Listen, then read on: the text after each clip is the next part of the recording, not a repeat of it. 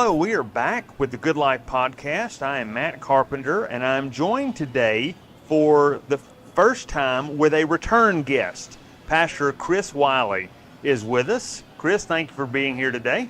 Well, I'm glad to be here, Matt. Thanks for having me. And we're actually in person this time, which is not something I had the privilege of doing very much, but I want to talk today with Chris about a new book he's writing. Last time we talked about his most previous book, In the House of Tom Bombadil, but today we're going to talk about another book he's writing. Chris, would you tell us a little bit about, I know you got several projects, but the one particular we're going to talk about today has to deal with communism. Yes, maybe the new totalitarianism. I'm still a little up in the air about the title that I will propose, or I've actually have proposed the first title, the one that includes the word communism, but I'm having some thoughts, and then one of the things that maybe people don't know is that you're not entirely in control of the title of your book. So the proposed title is, or the working title is, How to Defeat Communism in Your Spare Time. And that's really a proxy. The name communism has been a proxy in my mind for what some people refer to as the new totalitarianism. So maybe it'll be how to defeat the new totalitarianism in your spare time, how to defeat communism in your spare time. But they're related. I mean, these are things that have a kind of common family ancestry. So, well, in the 21st century, everyone has spare time on their hands, it seems like. Yeah. So if you're going to give yourself to a pastime, it might as well be defeating the new totalitarianism rather than, collecting something that is not worth quite as much. So what is your working premise of this book? Maybe just tell us what is this new totalitarianism? How does it contrast with the old type? And then what is your purpose really in pursuing this vein? Well, in terms of totalitarianism and its past, there is a totalitarianism that have found expression most, I think, famously with communism, but also with National Socialism in Germany. They were two, versions of the same thing. That's something that might strike people as a bit odd because the ideologies seem to be in conflict, and in certain ways they were, but they had more in common with each other than most folks appreciate. But what you have with the appeal of totalitarianism in the past is you have a world in which we find ourselves, and this has been the case for some time now, in which people have really lost kind of an intrinsic meaning when it comes to the life and its purpose. So, in the prior to the modern era, modernity, it was understood that the world came front-loaded with meaning. There was intrinsic meaning. Being a man meant something. Being a woman meant something. A community had an intrinsic meaning. The natural world was full of meaning.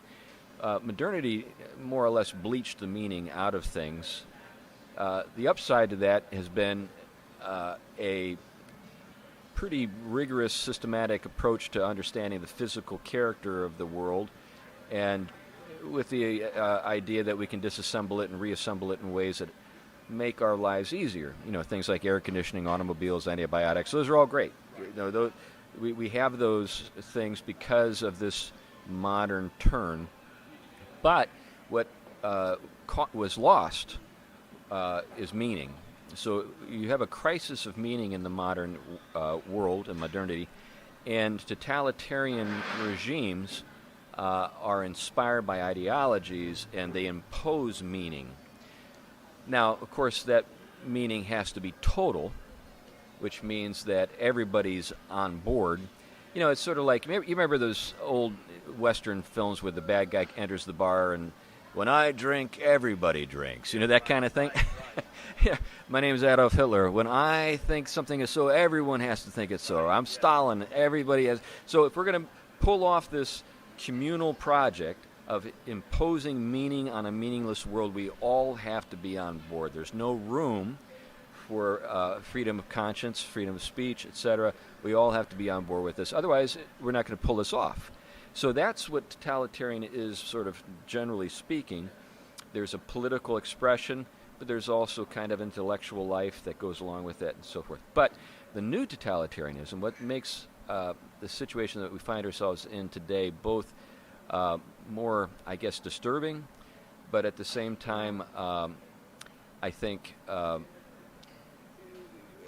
there's actually a prospect that maybe these people could actually get a little closer to what they want to pull off done. Is in both fascism, particularly in the expression that we see with the Nazis, and with communism, you have the mad guy, sort of the demagogue, this person who is just obsessed with bringing this to pass, who's ruthless in pursuit of this vision, this utopian vision. Today, we don't need the mad scientist, so to speak, or the crazy political guy. In fact, what we might find is a kind of spontaneous totalitarianism that emerges through the technology and through almost a kind of a voluntary cooperation and sort of spontaneous joining of the larger project by just institutions everywhere you look, educational institutions, even business corporations, etc. So there's no person or political party necessarily that's maniacally pulling strings or levers or pushing buttons. This is all kind of spontaneously emerging from what appears to be out of nothing. And you're like, what is going on? People are getting canceled, lives are getting ruined, careers are being put to an end. One thing to say about the new totalitarianism, at least at this phase, it has a cleaner, less brutal, physically brutal sort of character. So we're more. You catch more flies with poison honey than with concrete and guillotines. Well, that's definitely the case, but also the optics are better. So, I think one of the things that totalitarians learned in the past is that it's not a good thing for your cause to have a lot of, film with emaciated people being discovered half naked in a concentration camp. It doesn't help the cause. So the optics are better this time. They're very, I think, the people who are sort of helping this all along are very conscious of public opinion, and they know how to sort of cover their tracks better, how to make it look more sanitary, more humane, that kind of thing. They look like they're giving people, they are giving people what they want. Yeah. Especially when you consider all the apps, all the technological things that supposedly companies give you. You can sign up for this app, you can get it on your phone, and it's free. But actually, it's not free. Right. I mean, there's the ads that they have, but it's more than that. They also have a lot of your information. Yep. Now, they're discovering what you like, and this is just one element to this. But that's one. But then there's also, in the political realm, it's a more passive-aggressive form. Yeah. They can easily save face when, if someone ever tries to blow the whistle, a bureaucrat can say, well, they had a choice. Right. You didn't have to do this. You didn't have to, get vaxxed, even though it was going to cost you your job, and perhaps your friends and that kind of stuff. Yeah, that's a good point, and I think that's absolutely right. I think there's plausible deniability always in the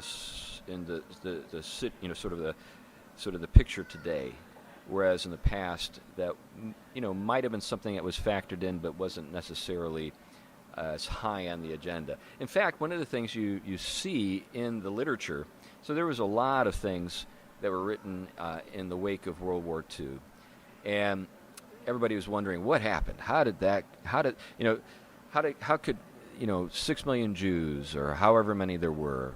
I know that some people debate the number, but I don't think anybody denies a bunch of Jews were murdered. And the same thing with the Soviet Union. How many Ukrainians died in the famines? There's there are people who actually get really exercised about whether or not it was 30 million or only 20. But there was a lot of death. So with all of that, you had the audacity, that was just hard to believe, and that was actually a technique. Hannah Arendt documents that what you would have with totalitarians, they would tell you exactly what they were going to do, but because the actions were so audacious and horrible, no one could believe. They thought, oh, it's just hyperbole. They're not actually going to try to kill all the Jews. But they said, we will kill all the Jews. So they didn't hide it at all. In fact, that was in a sense the genius of it. So like when I was a kid, I've got a confession to make. I wasn't always like a really good kid. I did things that I would punish my kids for. But one of those things is that you learned when you were stealing, when I was a kid, is audacity works in your favor. If you just walk around with an air of confidence, people don't sort of think the worst. If you're sort of sort of looking surreptitiously over your shoulder, if you're like very very self-conscious, well, you are the object of suspicion. Yeah, so this is like Catch Me If You Can, that film. You just you go in, you act like you know what you're doing, and people more or less give you the credit. Well, yeah, he knows what he's doing. But that's how those guys operated. They were like, this is what we're gonna do. And everybody like, oh, it's just an exaggeration. They're just trying to play mind games. And then they would do it, and then no one would believe it, even after it was discovered to be the case. Right. Well, which is how the Soviet Union could go so long. Yeah. With defenders in the American and British press. I know, and I'm sure there was others, but I don't read other languages. So, defending them, saying, "Of course not. They're really great. They're good people, right. And they're trying to pursue the good of their people in a different way, right." But you hear the same thing from our politicians right now. Yeah, I do think you see that particularly with the World Economic Forum. They will just say the craziest stuff, or things that you assume are just totally crazy, and you say, well, they can't really mean it. No one really could believe that would be feasible. And then the next thing you know, they're shutting down the farmers in Sri Lanka and the Netherlands, doing exactly what they said they were going to do, and possibly in the process bringing about food shortages and stuff like that. We'll see how it all plays out coming up in next year's harvest. Right. So you mentioned Hannah Arendt. She is one thinker, philosopher who's I know contributed in a significant way to this discussion. Who are some others who have influenced your thinking with regards to totalitarianism, and who will probably show up in your book? Well, there's Matthias Desmet, whose recent book, The Psychology of Totalitarianism, it really does some, in that book he has some great analysis, and he approaches the subject in a couple of ways that you don't see with, say, Arendt or others. But there, as you noted, Hannah Arendt and her great book, The Origins of Totalitarianism. Another one that's a great read and isn't a difficult read, it's not a very long book, is The True Believer by Eric Hoffer. Yes. That's great. He's a fascinating character in his own right. Yeah, I've got a theory about him, and I'll let you in on it in a minute. There's another one, Joost Merlu, who is a psychologist from the Netherlands. I won't correct you on that. That's right. Yeah, I have no idea how that name is supposed to be pronounced, but it's Joost, and then Merloo, Meerloo. It's like I couldn't believe it when I read it, but he wrote a book entitled The Rape of the Mind, and it's a study of the techniques that were used by particularly the communists, but also the Nazis, to break the will and to more or less turn you into a puppet. So those are a few that come to mind. Another one, I think Gustave Le Bon, who wrote The Crowd, late 19th century. So he was an early, I guess, theorist of the psychology that we see in crowds. At that point, he's reflecting primarily on the French Revolution. He's kind of an interesting read for a range of reasons. One of those being that some of the things he has to say about social groups and so forth would just not, be permitted to be published today. Right. There's certain things you could get away with in the late 1800s that you can't get away with. Right. Well, you can't even get away with it 60 years ago, much less now. Yeah, I think that's right.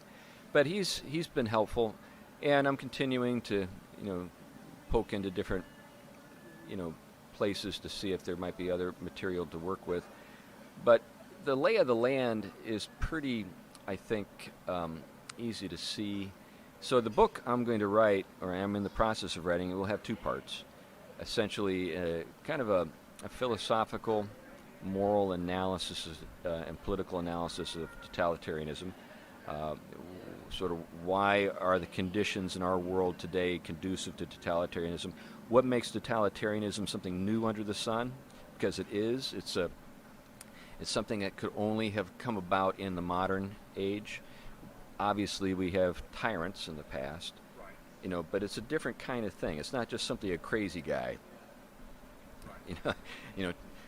This is a very different and more, I think, ambitious project when you're talking about totalitarianism. So that's the first half of the book, and the second half of the book will deal with, what can you do? How do you respond? How do you defeat this? And the title, How to Defeat Communism in Your Spare Time, is actually intended to say a couple things at once.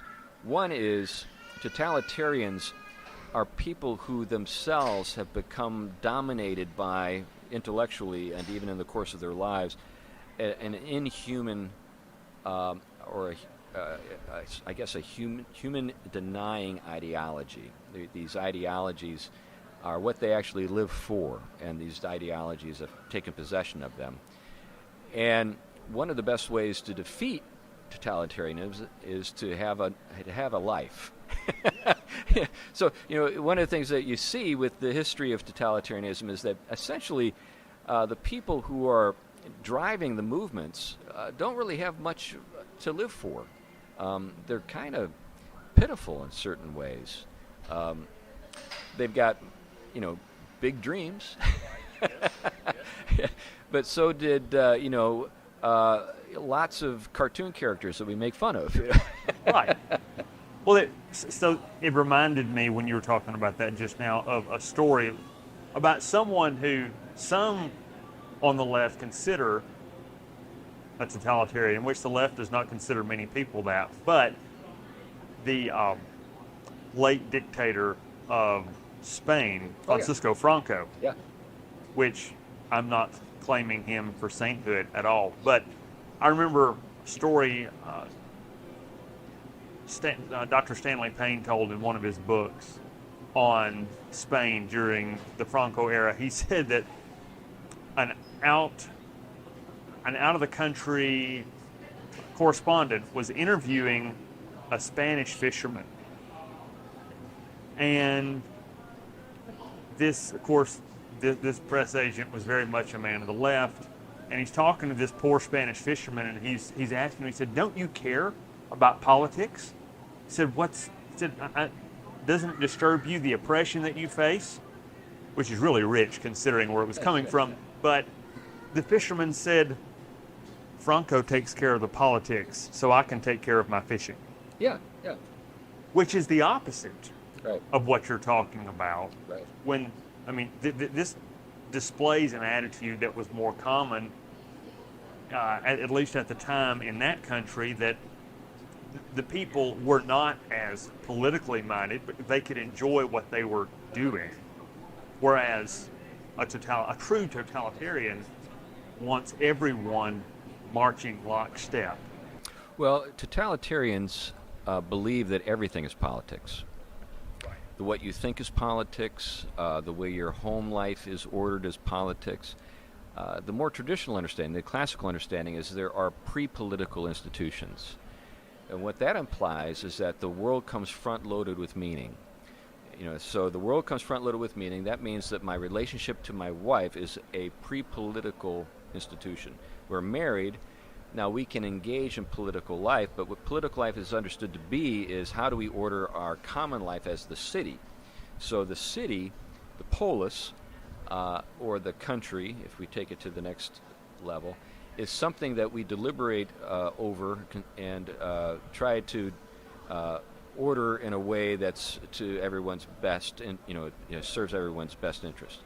Of course, there are going to be classes, there are going to be disagreements, there's going to be conflict, and a political order is an environment in which those disagreements can be debated and compromises can be reached, hopefully, and so forth. But that's not a totalitarian outlook. A totalitarian outlook is predicated upon the idea that there is no front-loaded meaning, that the political order is political from front to back, from the inside of your head to the halls of power in the Politburo or whatever. So there are no boundaries. Everything is in play. And we see this kind of thing on the left all the time, particularly with the idea that the personal is political. So that's a classic totalitarian stance. So often the feminists will use this argument that the personal is political. You're sleeping with the enemy and that kind of stuff. And what they're getting at is that there is no front-loaded meaning. Everything is power. Power and its exercise is what politics are all about. And the more traditional understanding is no. The world has a creator. There are certain things that are just so. We receive those things gladly, as gifts. But there's still obviously a lot to do in order to determine what, is the best sort of arrangement when it comes to how we live our lives together. And what should we do next? Should we, require everybody in this neighborhood to install, a common sewer system, or a set of septic systems good enough? That kind of thing. We don't get into the homes and intrude when it comes to, in a classical order, intrude into the minutiae when it comes to the care and the education of children. A good political order will say, if we're going to have a virtuous citizenry, we need to have an educated citizenry, and it's really incumbent upon parents to do their best to educate their children well. And by the way, these are some things that really are important to know if you're going to be a citizen in this country. But when it comes to who's responsible for the education of the child, in a totalitarian regime, it's the government.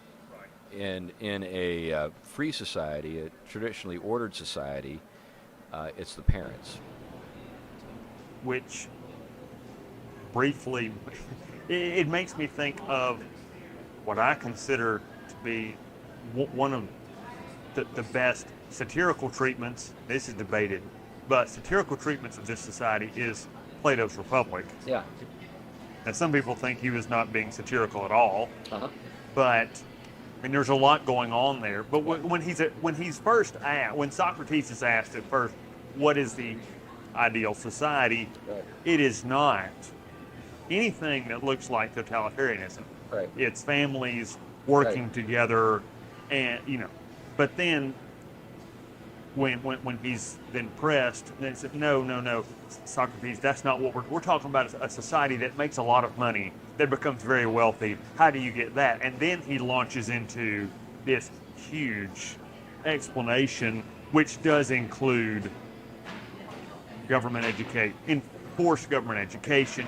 All of these marks that one would consider for this.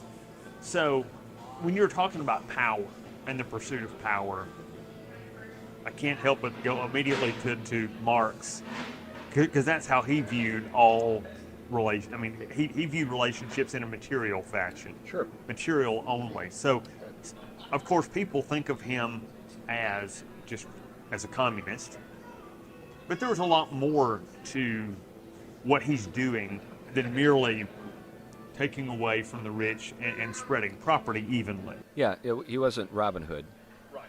and he wasn't even your mom saying share your pizza. Right. You know, when people say stupid stuff like, communism is a wonderful idea, it's just the implementation that's been the problem. No, you don't understand communism at all if you say something stupid like that. So, what is communism? Well, communism is based on a set of convictions about the world that we live in.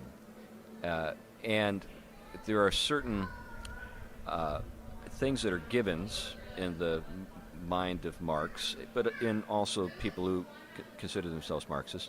And one of those givens is that, as you noted, we live in a meaningless world, that the world doesn't come front-loaded with meaning, that it's essentially without form and void, and without a purpose, an end, a telos. Neither of those things are compatible with the Christian faith. But weirdly, some Christians think that you can use Marx, to further Christian programs or, values or policies or whatever. Yeah, I've run into them. But so if that's the case, how do things happen? Well, what Marx is responding to, and many of the people in the sort of early and mid-modern periods in philosophy, they're reacting to Aristotle. They're responding to Aristotle. So when Aristotle explains why things are the way they are, he says there are basically four causes. Two of the causes I've already mentioned, the form and the end. So the form, if we're talking about a human being, so there's a human nature, okay? There's something given. It's not something that we have the power to refashion in the most fundamental sense. So human beings in the past share a common nature with human beings in the present. But also an end. What are human beings for? And we see in Aristotle his proposed answer to that is happiness, right? And then you get someone like Thomas Aquinas and says, well, that's not sufficient. We need to fill that out. The beatific vision. Bliss in God. Right? That's the end, and that's completely simpatico with the Bible. All things are made by Him and for Him, and so forth. So now the other two causes are the material and the efficient causes. Material is what something's made out of. So what is human being made out of? Well, human being's made out of, the physical elements that we find all around us, right? And then how does that come to be, formed in the way that it is, and that's the efficient cause. So power, the power to bring something to pass. So if you take away the forms and you take away the ends, and all you're left with is matter and motion, power and stuff, then the only way you can explain kind of the sort of the process by which things come to be as they are is through kind of the vast sort of possible range of options. When we talk about, say, things that have some chance of coming to be, so we're talking about essentially chance, and then we're talking about forces in some kind of conflict, collision. So things come about through an agonistic process. Agonism is a term that's used in philosophy to talk about things coming into being through struggle. So if you keep those things in mind, and then go to Marx. And so Marx says that what we have is we've got in the course of human history forces in violent conflict with each other. Social classes. So social classes are understood purely in terms of the material goods that they possess and the power that those classes possess. and then you have conflict. And when those conflicts are resolved, you have a kind of a new situation, and there's a kind of process that unfolds over time. This is kind of the Hegelian spirit, in Marx. But what Marx did is he gave his whole system a kind of pseudoscientific gloss. So what he referred to as scientific dialectic, which is this idea that that there is a kind of end in the order of things. And what is it? Well, it's entropy. It's heat death. So when a society's goods are evenly distributed and its power is evenly distributed, there's a kind of scientific resolution to this process. And what that means is everybody is absolutely sort of flat. Everything's kind of flattened. Now, in the actual physical world, when that occurs, we have a name for that. Death. A human body is a hierarchy. A human society is also necessarily a hierarchy. And this is what the totalitarians will never come clean on, particularly those with a Marxist bent. They'll talk about, this is like just a phase, to get to this, idyllic vision that is, there for us to enjoy in the future, but you never get there. And so, anyway, I've kind of rambled on, but but that's how the Marxist program works, and that's also why, in sort of a Marxist way of thinking, ethics really has a kind of secondary role. It's not primary. So whatever kind of justifies this process is perfectly fine. It's in accord with it. It doesn't call it into question. It's not a basis to judge it. Because there is no basis for ethics apart from material relations. There's no transcendent source of meaning or truth to which you can appeal or point to and say, what you did when you wiped out all those Ukrainians was wrong. So, but anyway, there you go. That's what you have with those guys. So the alternative then is, well, let me back up. Before we get to the alternative, we don't have to worry about classic Marxism coming, say, to the United States. The only places I know where you can find true Marxists are usually universities and probably in their just almost retirement stage at this point. But there is a type of that kind of the American spirit of Marxism, sometimes called cultural Marxism, that does continue now that we deal with. So how does that inform the way people are doing things now? Yeah, there are important ways in which contemporary scene, economically but also socially, shares certain things in common with the Marxist outlook. For example, intrinsic meaning is something that's lost on most people. We got some guys outside with sounds like a leaf blower. Yes, they are not Marxist, I don't think. Right. But well, what that implies then is that in the same way that Marxists historically felt or believed that the world was more or less subject to our power to shape and form in the ways that we would like, we in the contemporary West agree now. So you very rarely hear anyone make arguments based upon sort of human nature anymore, or because nature is understood merely to be a purposeless process. There's no intrinsic meaning to being a human being. So like a person like Peter Singer, teaches at Princeton. He's famous for having said something to the effect, this is a paraphrase, can't remember the way he said it precisely, but more or less, a pig is a boy and a boy is a pig. In other words, we're just talking about kind of biological machinery. And what can we see in a boy that would make him, would distinguish him from a pig? They share a number of things. They, got, certain biological processes that are occurring within them.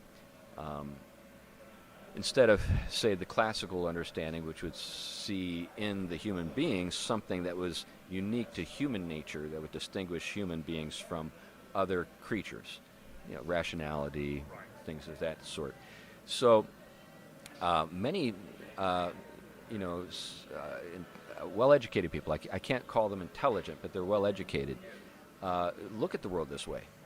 And consequently, there's also a strong emphasis on equality, which means that anyone's kind of project doesn't have any necessarily better basis to justify itself than anyone else's. So nothing means anything, and we're all considered equal.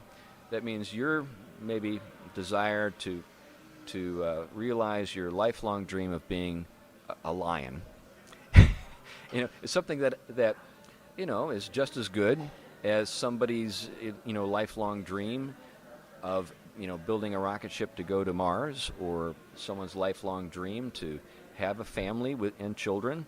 We can't make meaningful distinctions between these things because there's no intrinsic meaning to anything. So we're in a position where we have to honor everybody's desires, projects equally. You want me to respect your desire to have a wife and children? Well, respect my desire to be Simba. You may say I'm crazy, but I think you're crazy. That kind of thing. So because there's no way to adequately judge. Right. So then wrapping up, what are, and I know you've not finished the book yet, right, but what are some things that people can do, and I know you've already hinted at this a little bit, what are some things people can do to go against this general spirit of the age? Yeah, I think the first thing that you need to do is recognize the thumb screws. What are the thumb screws? So there are a lot of thumb screws that are employed, and one of the reasons why we're so disappointed with some of our leaders is that they are experiencing the thumb screws. Right. they're on the rack, and they're being forced to under various forms of pressure, renounce things they believe in, or get quiet about those things, or whatever, or try to find some third way, or we can all be happy. But so learn to identify the thumb screws, and then I think there are some spiritual disciplines that you need to develop. One of those is so we live in a world where people talk about cancer culture. Basically, it's social death. So we use social media to kill people socially, cancel them so that they can't work where they've been employed, can't bank where they banked, that kind of stuff. So the thing we need to learn to do in terms of spiritual discipline is cancel ourselves first. So if we can learn to do that, and what does that mean? Well, think about the worst case scenario and accept it. Just accept it. Just say, okay, this could happen to me unless I go along with these folks. And then if you die inwardly to the social environment that you're afraid of losing contact with, then you're free. So it's a way of freeing yourself from the thumb screws. Getting back to our earlier comments about the sanitary approach that we take to things today. Now, maybe things will no longer be sanitary after a time, and they actually will come for you and take you away to a concentration camp. Well, then you'll need some other disciplines. But until then, then at that point we're just dealing with about concerning practical matters. How do I survive? And that kind of thing. And you need other people. You need people that you rely on. And so you kind of build it out from there. So that reminds me a little bit of Ernst Jünger, the German. Yep. Are you familiar with him? Yeah. He was the Nazi officer who was Right. stationed in Paris, right? Yes. Right. And But he his was book, like half-hearted Nazi. right. Well, I mean, he was not. He fought for the Nazis. Sure. He himself was not a Nazi. He disagreed. He survived. He was a German, and he was a soldier. Yeah, he was a patriot. Yeah. He loved his country, but he wrote The Forest Passage about the mindset that men needed to live in this future totalitarian society that he saw coming. He was predicting in the 1950s. Yeah. Because he saw the way that technical man was going. Yeah. That people viewed technology in the 1950s as having won the war for the Allies. And he saw that as being the driving force that everyone would pursue from then on out. So, And this gets to another important boundary line that classical thought maintained that you don't see with totalitarianism, and that's the boundary between the human and the machine. yes. Which gets us into a whole different conversation with transhumanism and stuff. Yes, which does seriously deserve its own consideration. But I know you and the podcast guys have talked about this a few times, so I would refer our listeners to some of your conversations there. But so when do you expect the book? Well, I know you may not know when it'll be published. When do you hope that things will be out? Well, my contract says it's due in February. So usually we're talking 3 to 6 months after you get the manuscript in, that everything is edited and ready to roll. Okay. So you have that, and then of course you have some other works coming up as well. Yeah, working on a commentary on the Book of Acts, which is kind of on the shelf at the moment because of the pressure. I'm under the thumbscrews. That's right. And then I've got a couple of children's books. One is a young adult book that I know a lot of people have been waiting for the sequel for a long, long time. And I thought I had it done. But then the editors wanted me to do some more work. So this is like the third time they've sent it back to me to do some more work. So, I mean, I get their point. You know, there's some things that are worth revisiting in the manuscript. But, you know, I'm under the gun with these other projects, too. And then I've got a children's picture book that I chip away at every now and then. Okay, but yes, for those who don't know, Chris has done really good work as an artist as well. So, are you illustrating that? Yep. Good. So you'll be able to see those in time. Yeah. The story was the easy part. It's drawing all the drawings. It takes a long time. All right. Well, Chris, thanks for joining us today. This has been really helpful. Good things to think about, and we will look forward to your book coming out hopefully within the next year. Yep. Thank you, Matt.